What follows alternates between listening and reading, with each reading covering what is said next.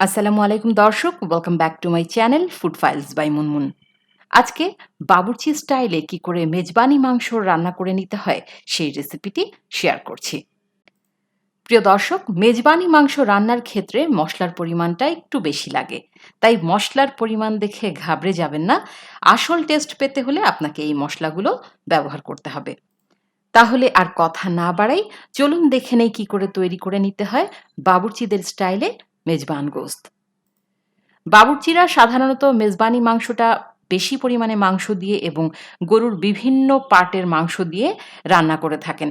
কিন্তু আমি সবার সুবিধার জন্য ১ কেজি পরিমাণ গরুর মাংস দিয়ে আজকে মেজবানি মাংসটা রান্না করে দেখাচ্ছি। আমি আজকে ১ কেজি পরিমাণ গরুর মাংস এখানে নিয়ে নিয়েছি।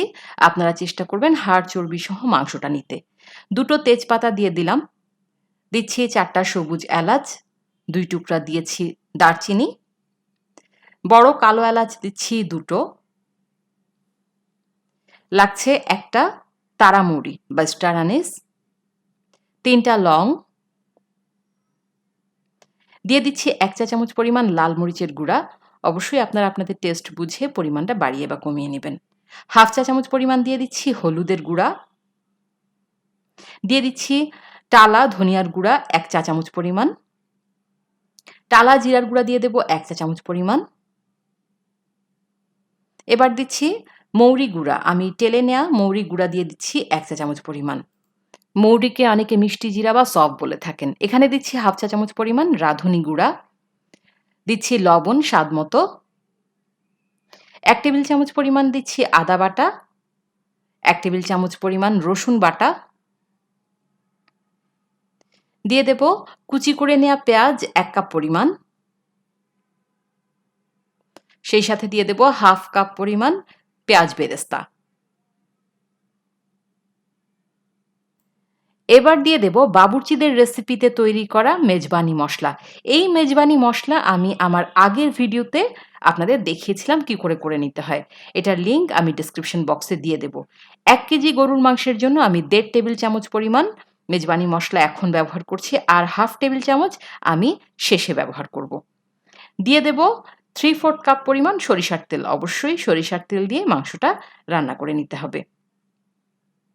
আমি ১ কেজি মাংসের জন্য এখানে টোটাল ২ টেবিল চামচ পরিমাণ মেজবানি মাংসের মসলা ব্যবহার করব। তবে এখন আমি দিয়েছি ১.৫ টেবিল চামচ, বাকি ১/২ টেবিল চামচ আমি রান্নার শেষে ব্যবহার করব। এবার এই সমস্ত উপকরণ দিয়ে মাংসগুলোকে বেশ ভালোভাবে মাখিয়ে নেব। আপনারা চাইলে মাখিয়ে ০.৫ ঘন্টার জন্য এক সাইডে রেখে দিতে পারেন। তবে আমি আর রাখছি না। আমি এবার সরাসরি এটাকে চুলায় বসিয়ে দিচ্ছি। মাংস বেশ ভালোভাবে মাখা হয়ে গেলে এগুলোকে এখন আমি চুলায় বসিয়ে দিলাম। মাংসে এক্সট্রা কোনো পানি দেয়া যাবে না এখন। এই মাংস থেকেই প্রচুর পরিমাণে পানি উঠবে। এই পানিটাকে আমাদেরকে শুকিয়ে নিতে হবে। এরপর যখন পানিটা শুকিয়ে যাওয়ার পরে উপরে তেল ভেসে উঠবে, তখন বুঝতে হবে যে মাংসটা বেশ ভালোভাবে কষানো হয়ে গেছে।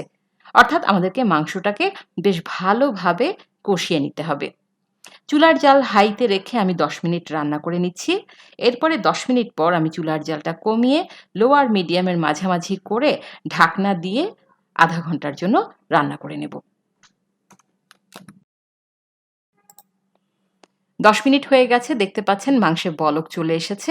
এবার আমি ঢাকনা দিয়ে দেব এবং ঢাকনা দিয়ে চুলার জাল লো আর মাঝারি অবস্থায় রেখে এটাকে ০.৫ ঘন্টার জন্য রান্না করে নেব।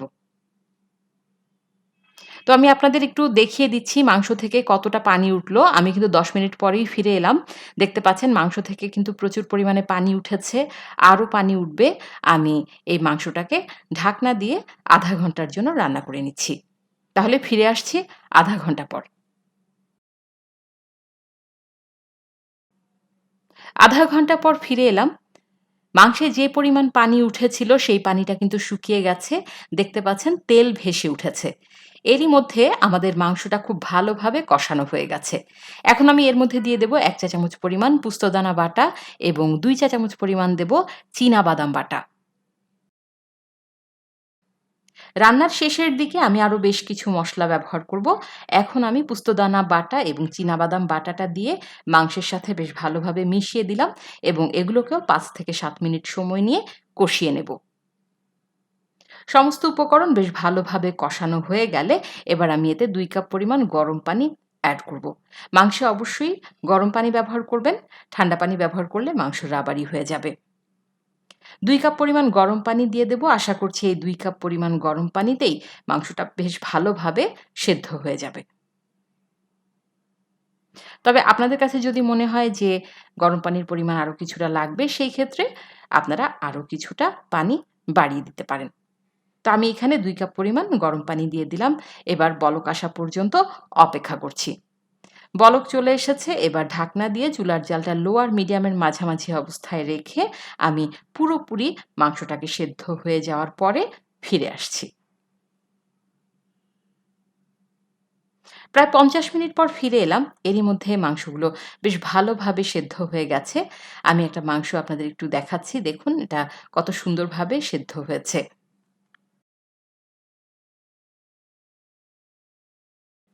এবার আমি আরো কিছু মসলা এড করব। দিয়ে দেব 1/2 টেবিল চামচ পরিমাণ মেজবানি মসলা, 1/2 চা চামচ পরিমাণ দিয়ে দেব তেলে রাখা রাঁধুনি গুঁড়া, দিচ্ছি কালো গোলমরিচের গুঁড়া 1/2 চা চামচ পরিমাণ,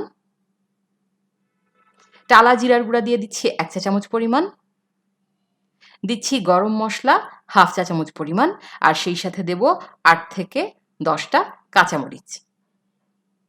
এবার এই সমস্ত উপকরণ আরো একবার ভালোভাবে নেড়ে-চেড়ে ২ মিনিটের জন্য রান্না করে নেব। এই পর্যায়ে অবশ্যই লবণটা চেক করে দেখবেন। আমার কাছে মনে হয়েছে আরো কিছুটা লবণ লাগবে। সেজন্য আমি এখানে লবণ দিয়ে দিলাম আরো ১ চা চামচ পরিমাণ। এবার ঢাকনা দিয়ে আর ২ মিনিটের মতো রান্না করে নেব। প্রিয় দর্শক, এই কোরবানি ঈদে অবশ্যই এই রেসিপিটা ট্রাই করবেন। মেজবানি মাংসর এই রেসিপিটা অসাধারণ স্বাদের হয়ে থাকে। আশা করছি আপনাদের ভালো লাগবে।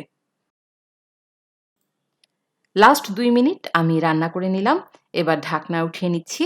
চুলার জালটা বন্ধ করে আমি এগুলোকে একটা সার্ভিং ডিশে নিয়ে নিচ্ছি। প্রিয় দর্শক, তৈরি হয়ে গেল ভীষণ মজাদার বাবুর্চিদের রেসিপিতে মেজবানি মাংস। আশা করছি আপনাদের অনেক ভালো লাগবে। অবশ্যই ঈদে ট্রাই করবেন। কেমন হলো আমাকে কমেন্টস বক্সে কমেন্টস করে জানাবেন। সবাই অনেক ভালো থাকবেন। পরবর্তীতে নতুন কোনো রেসিপি নিয়ে আবার হাজির হয়ে যাব। সবাই ভালো থাকুন, সুস্থ থাকুন। আল্লাহ হাফেজ।